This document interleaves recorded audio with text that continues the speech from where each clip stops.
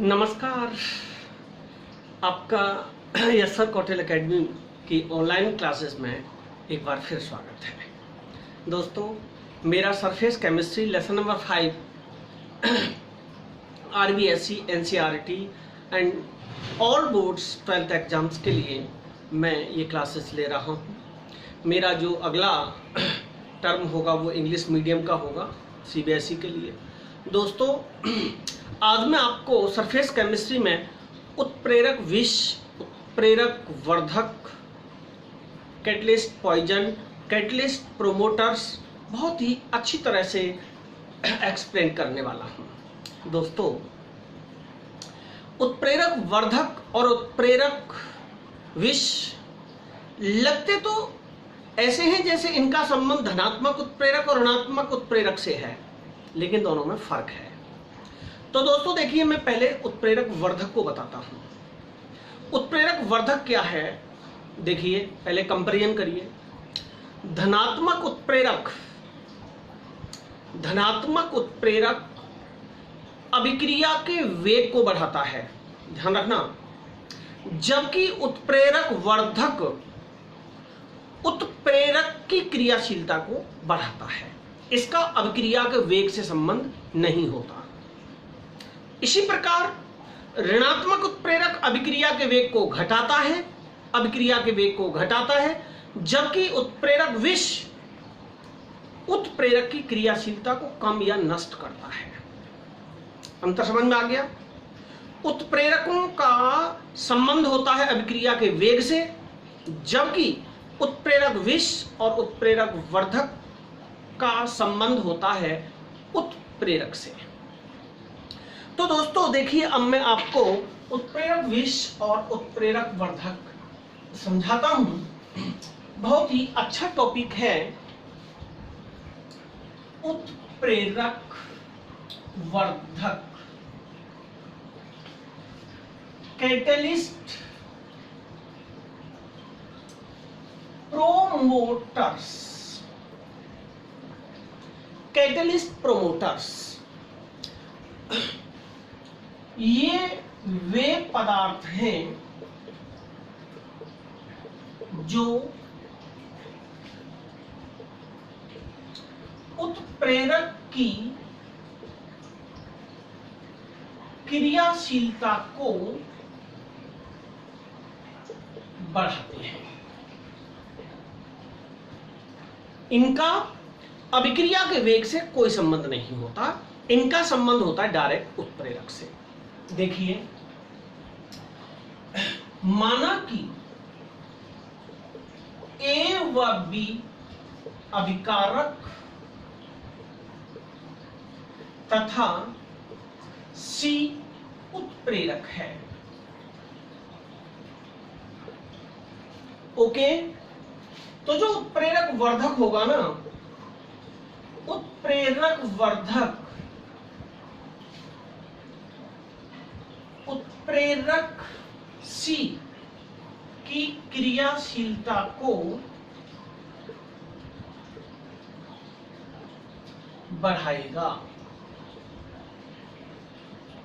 इसका A और B से कोई कांटेक्ट नहीं होगा, उत्प्रेरक वर्धक का कांटेक्ट होगा केवल C से।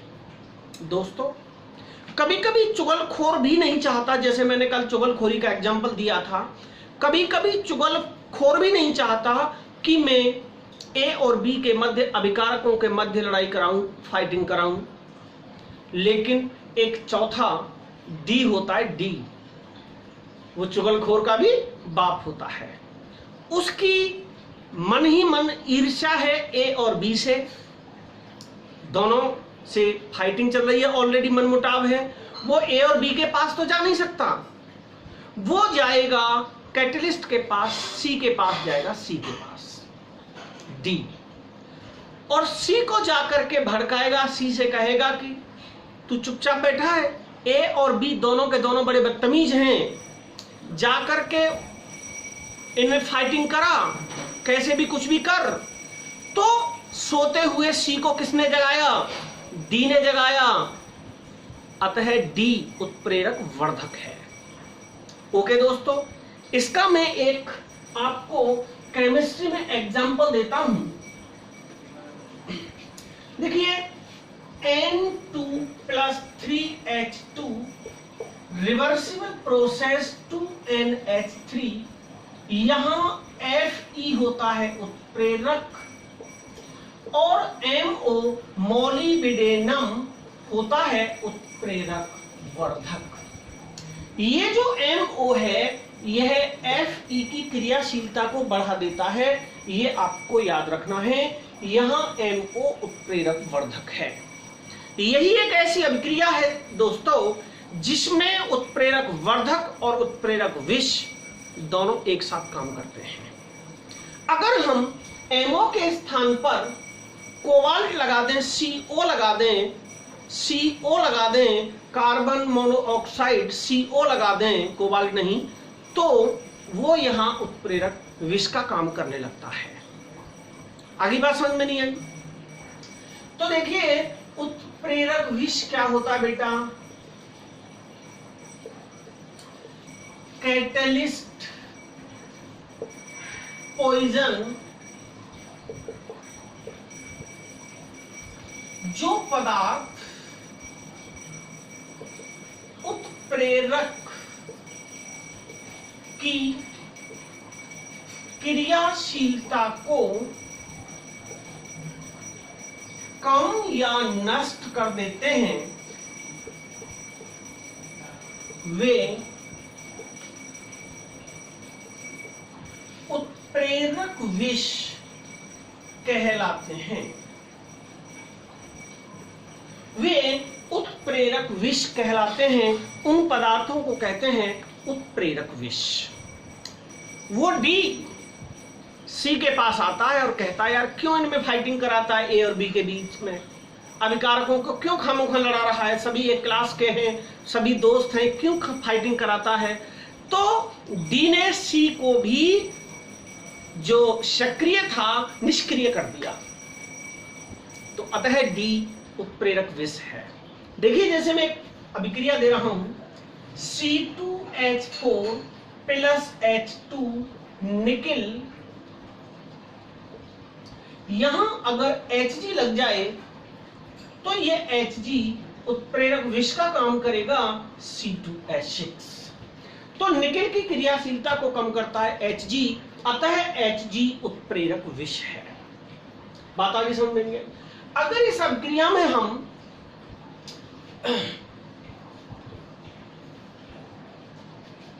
तो दोस्तों जैसे N2 + 3H2 reversible process 2NH3 Fe and CO, तो यहां ये CO जो आप देख रहे हैं उत्प्रेरक विष है। तो इनका उत्प्रेरक वर्धक का काम होता है उत्प्रेरक क्रियाशीलता बढ़ाना, उत्प्रेरक की क्रियाशीलता को बढ़ाना, और उत्प्रेरक विष का काम होता है उत्प्रेरक की क्रियाशीलता को कम करना। आगे बात समझ में नहीं आई? इसके बाद में आता है बेटा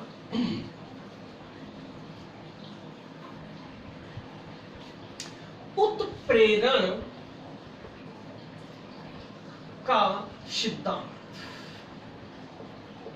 उत्प्रेरण का सिद्धांत मतलब उत्प्रेरक अभिक्रिया में भाग नहीं लेते, फिर भी अभिक्रिया के वेग को परिवर्तित कर देते हैं। यह बात समझ में नहीं आई, कैसे कर देते हैं ऐसा? अभिक्रिया में भाग नहीं लेते, फिर भी उसके वेग को कम या अधिक कर देते हैं। इसका क्या कारण है दोस्तों? इसे समझाने के लिए दो सिद्धांत प्रकाश में आए। एक था माध्यमिक यौगिक सिद्धांत और दूसरा था अधिशोषण सिद्धांत। तो उत्प्रेरक अभिक्रिया में भाग नहीं लेते, फिर भी उसके वेग को परिवर्तित कर देते हैं। इस थ्योरी को समझाने के लिए दो सिद्धांत प्रकाश में आए। पहला था माध्यमिक यौगिक सिद्धांत और दूसरा है बेटा अधिशोषण सिद्धांत। ये दो सिद्धांत हैं जो प्रकाश में आए। एक था कौन सा, माध्यमिक यौगिक सिद्धांत, और दूसरा है अधिशोषण सिद्धांत।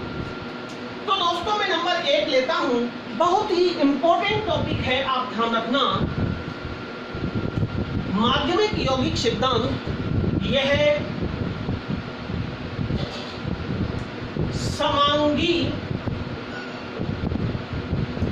उत्प्रेरण की व्याख्या करता है। दो तरीके का उत्प्रेरण था, मैंने आपको बताया था, एक समांगी उत्प्रेरण और एक विसमांगी उत्प्रेरण। तो माध्यमिक यौगिक सिद्धांत किसकी व्याख्या करता है, समांगी उत्प्रेरण की। ओके, क्या है, इस सिद्धांत के अनुसार, इस सिद्धांत के अनुसार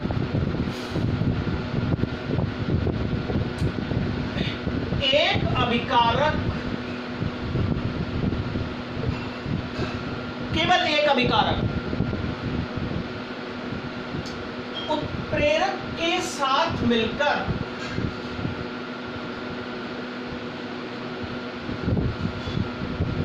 माध्यमिक यौगिक का निर्माण करता है। माध्यमिक यौगिक का निर्माण करता है कौन, उत्प्रेरक और एक अभिकारक। देखिए, उत्प्रेरक दोनों के पास तो जाएगा नहीं, एक के पास जाएगा, उसके कानों को भरेगा, तेरे बारे में ये कह रहा है, तेरे बारे में वो कह रहा है, तो दोनों मिलकर के, यानी कि अभिकारक ए से मिला, सपोज सी उत्प्रेरक है, एक अभिकारक है, ए निर्माण करता है, एक अभिकारक से सी उत्प्रेरक जाके मिला, ये अभिकारक है बेटा, ये उत्प्रेरक है, ठीक है ना। इन्होंने मिलकर के एसी बना लिया, ये है एसी माध्यमिक यौगिक, ये एसी है माध्यमिक यौगिक। ओके, माध्यमिक यौगिक है, ये माध्यमिक यौगिक दूसरे अभिकारक से क्रिया करके उत्पाद बनाता है और उत्प्रेरक अलग हो जाता है। मतलब इस सिद्धांत में यह बताया है कि उत्प्रेरक अपरिवर्तित रहता है, जैसा मिलाया जाता है वैसा के वैसा ही मुक्त हो जाता है। तो अब क्या होगा बेटा, ये माध्यमिक यौगिक दूसरे अभिकारक से क्रिया करके उत्पाद बनाएगा। कैसे बनाएगा देखिए,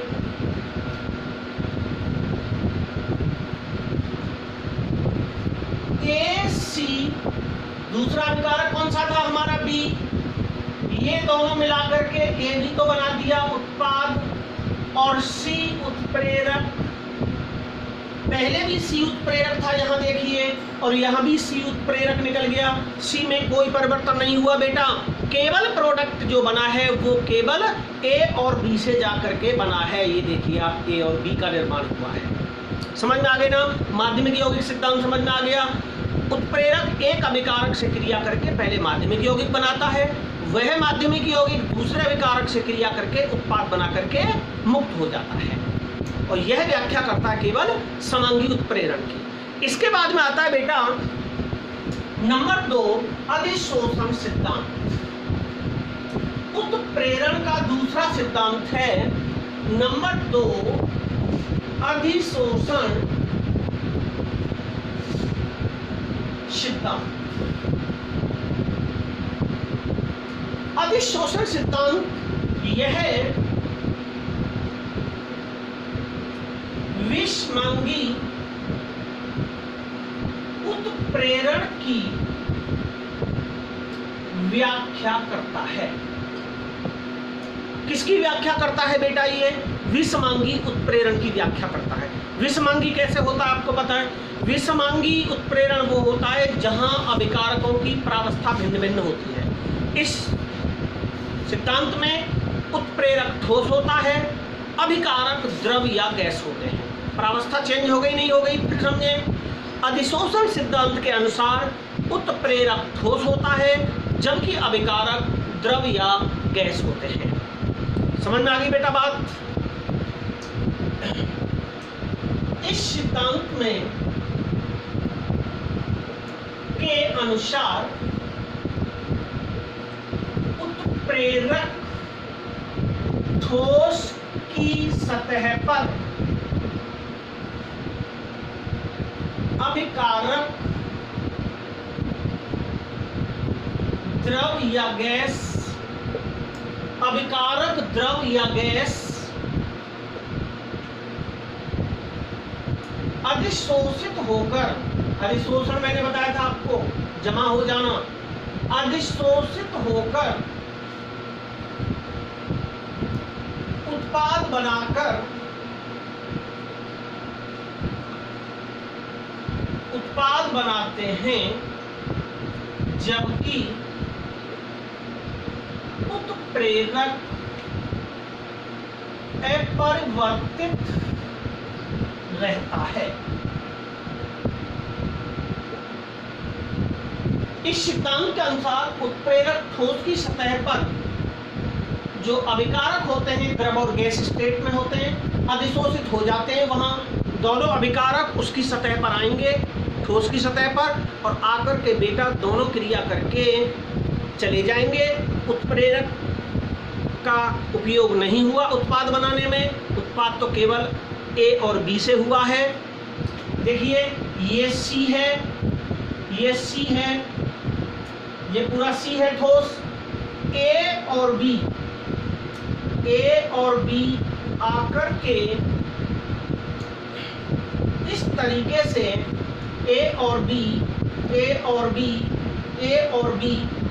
इसकी सतह पर यहाँ आएंगे और सतह पर क्रिया करेंगे ए और बी, और इनसे बन जाएगा उत्पाद सी। जैसा था सी वैसा का वैसा ही रहेगा। इस सिद्धांत में यह बताया गया है कि उत्प्रेरक केवल अभिक्रिया के वेग को परिवर्तित करते हैं, उनका उत्पाद के निर्माण में लेस मात्र भी यूज नहीं होता। तो अधिशोषण सिद्धांत आपकी समझ में आ गया होगा। अधिशोषण सिद्धांत में उत्प्रेरक ठोस होता है जिसकी सतह पर आकर के अभिकारक उत्पाद बना करके पृथक हो जाते हैं, और उत्प्रेरक जैसा है वैसा का वैसा ही रहता है। दोनों सिद्धांत आपकी समझ में आ गए होंगे। मेरे दो क्वेश्चन है, इसके जवाब आप देंगे।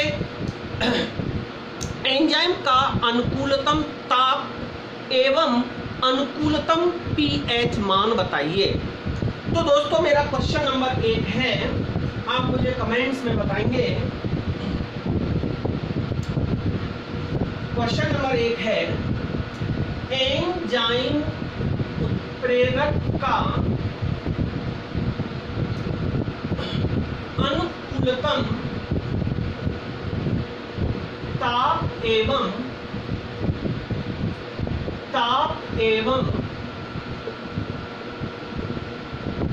अनुकूलतम पीएच बताइए।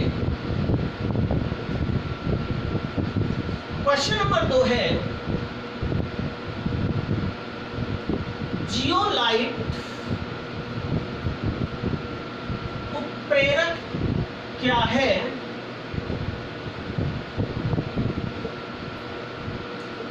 इसके